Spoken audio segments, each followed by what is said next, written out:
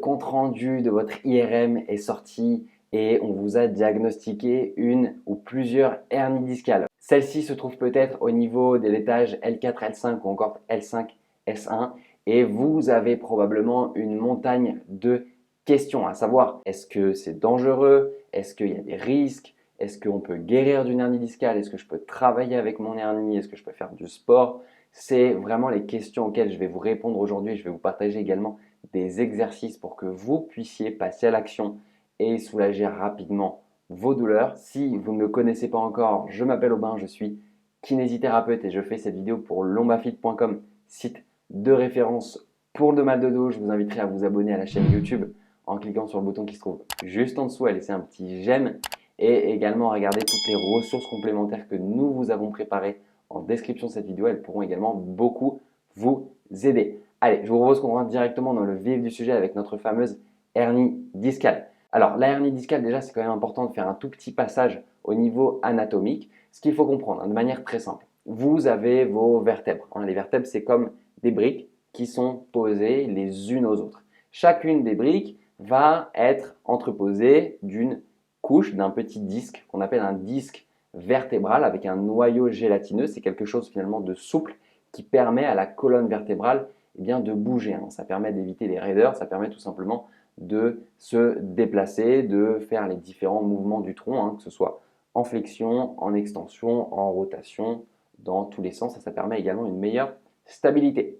Et qu'est-ce qui se passe avec la fameuse hernie discale? Eh bien, tout simplement, on va avoir le noyau gélatineux qui se trouve entre nos deux disques, qui va avoir une saillie, qui va ressortir un petit peu. Et quand ce noyau va sortir, il va se passer plusieurs choses. Peut-être qu'il ne va rien se passer, peut-être aussi que ce noyau va rentrer en contact avec un nerf, peut-être le nerf sciatique, peut-être un autre nerf et donc créer des douleurs. À partir du moment où le noyau va venir en contact avec un nerf, c'est à cet endroit-là qu'on va avoir une provocation de différents symptômes, de différentes douleurs. Maintenant, la première idée reçue que j'ai envie de détruire avec vous, c'est tout simplement que votre hernie discale n'est pas forcément la cause de votre mal de dos. Qu'est-ce que j'entends par là? Il y a des scientifiques qui se sont amusés à faire des IRM chez des personnes qui ne souffraient pas de mal de dos.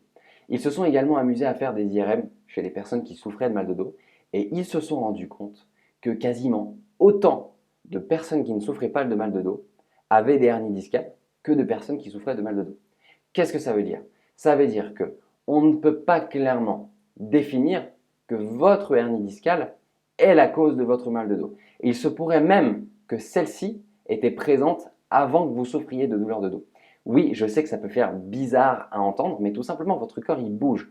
Votre corps, il n'est pas parfait, il n'est pas symétrique. Donc, les hernies discales font juste partie de la vie, tout simplement, comme un bouton que vous pourriez avoir sur votre visage, d'accord? Donc, à partir du moment où on comprend ça, déjà, ça fait un petit peu bizarre au début, forcément, on se dit « Waouh, je pensais que c'était la hernie discale qui était à cause de mes douleurs. » Peut-être qu'elle l'est, mais peut-être pas. Donc, déjà, je vous invite à baisser peut-être la pression émotionnelle que vous vous étiez faite en lien avec votre hernie discale, d'accord? Ça va vous permettre déjà de voir que, ok, ça va, d'accord? C'est pas la mort, tout va bien. Vous allez pouvoir trouver des solutions. Il existe des typologies de symptômes dans lesquelles, oui, c'est potentiellement grave et oui, je vous inviterai tout de suite à aller voir un professionnel de santé. Quels sont ces symptômes? Si vous avez des incontinences au niveau des sphincters, au niveau urinaire, que vous n'arrivez plus à sentir, que vous n'avez plus la sensation. Si vous avez une perte de force, quand je dis perte de force, c'est vraiment votre jambe qui lâche. Eh bien, à cet endroit-là, je vous inviterai à aller consulter aussi de manière très rapide. Si vous avez des symptômes extrêmes, comme de la perte de force, perte de sensibilité à certains endroits du corps, même chose, je vous inviterai à consulter. Ça, c'est 1% des cas. Dans les 99 autres % des cas, si vous avez des douleurs irradiantes, des douleurs sciatiques par exemple, des douleurs à l'avant de la cuisse, un mal de dos chronique, c'est pas grave, c'est douloureux, c'est pas agréable, mais ne vous inquiétez pas. Dans 99 % des cas, le pronostic il est favorable et vous allez pouvoir mettre en place des choses pour soulager vos douleurs de manière durable. Maintenant, qu'est-ce que vous allez pouvoir mettre en place concrètement? Deux choses. La première chose, les traitements dits passifs. Qu'est-ce que c'est ces traitements passifs? C'est tout ce qui va pouvoir être administré sur vous. Ça peut être par exemple l'électrothérapie chez votre kinésithérapeute.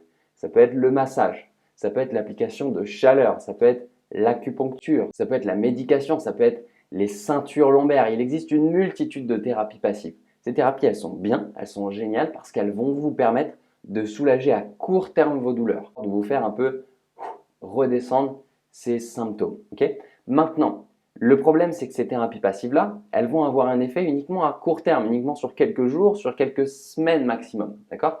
Donc, ce qui va être très important, c'est que vous vous posiez la question de qu'est-ce que je peux faire de manière active, parce que c'est uniquement ça qui peut avoir des résultats et qui a été démontré scientifiquement comme étant valable pour soulager les symptômes et solutionner même une hernie discale sur le long terme.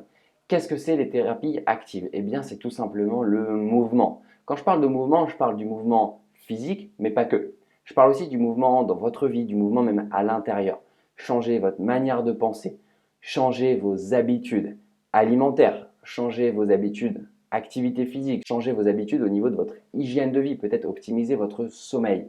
Qu'est-ce que vous pouvez faire dès aujourd'hui pour améliorer votre hygiène de vie globale et vous sentir mieux dans votre vie tout simplement? C'est vraiment ce que je vous invite à vous poser comme question. D'ailleurs, on vous a mis des ressources sous cette vidéo pour que vous puissiez également en savoir plus et avancer par vous-même avec ces thérapies actives. Maintenant, ce que je vous propose, c'est de vous partager quelques exercices que vous allez pouvoir mettre en place pour justement commencer à être actif face à vos douleurs et avoir la possibilité de soulager vos symptômes sur le long terme. Je vous propose qu'on passe maintenant aux exercices et on se retrouve derrière pour la suite de la vidéo. C'est parti. Le premier petit exercice que je vous montre, il est issu de la méthode Mackenzie. Je vais venir me positionner sur les coudes avec le pubis sur le sol et je vais venir créer une extension au niveau du bas du dos, au niveau de mes lombaires. On a remarqué que c'était un exercice qui avait tendance à diminuer les symptômes chez un certain nombre de patients et vous pouvez également le faire en version un petit peu plus difficile sur les mains. Attention, exercice à effectuer uniquement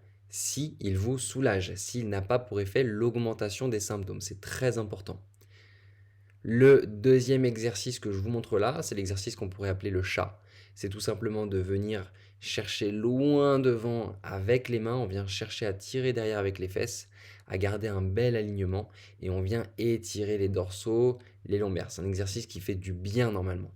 Donc là, je vous montre une petite variante également pour rajouter un petit peu de rotation. Vous pouvez venir avec votre bras droit et votre bras gauche chercher à l'intérieur de part et d'autre de votre dos. Donc là, je vous montre une petite routine que vous pouvez utiliser chacun des exercices. Vous pouvez aussi choisir les exercices qui vous plaisent le plus et faire un nombre de répétitions qui vous convient en augmentant légèrement l'intensité et l'amplitude au fur et à mesure des mouvements et au fur et à mesure des jours.